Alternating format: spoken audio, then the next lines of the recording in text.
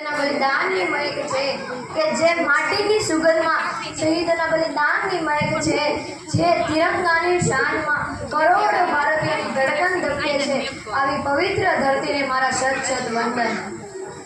મારું ભારત એ માત્ર દેશ નથી, એ મારી ઓળખ, મારું ગૌરવ અને મારું અભિમાન છે।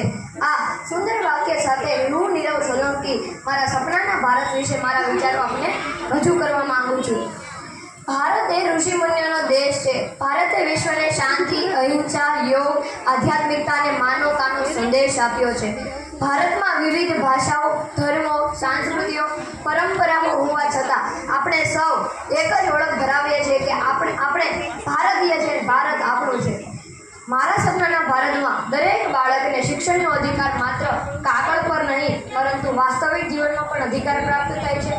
કોઈ બાળક ગરીબીના કારણે શિક્ષણથી વંચિત ન રહે અને શિક્ષણ એવું હોવું જોઈએ કે જે માત્ર નોકરી નહીં પરંતુ સારા સંસ્કારો અને એક જવાબદાર નાગરિક પણ બનાવે।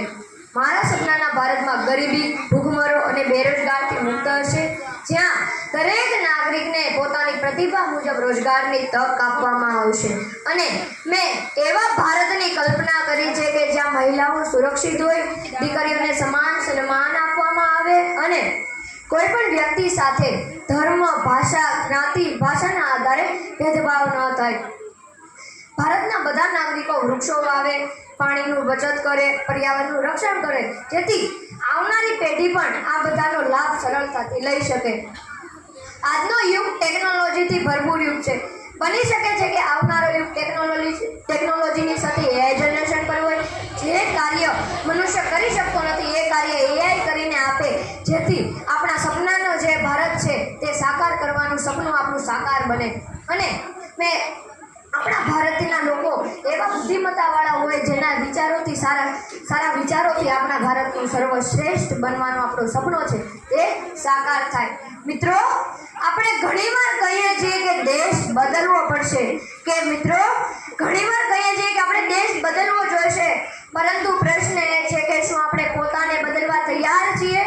મિત્રો, દેશ માત્ર સરકાર બદલી શકતી નથી, દેશને આપણે જ બદલી શકીએ છીએ।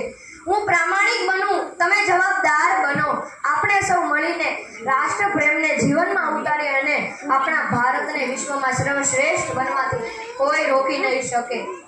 અંતમાં હું એટલું જ કહીશ કે આપણે સૌને એવું ભારત જોઈએ છીએ કે જ્યાં વિશ્વાસ હોય, વિકાસ હોય, જ્ઞાન હોય, સારા સંસ્કાર હોય અને સૌથી અગત્યનું દરેક ભારતના નાગરિકના હૃદયમાં રાષ્ટ્ર પ્રેમ હોય।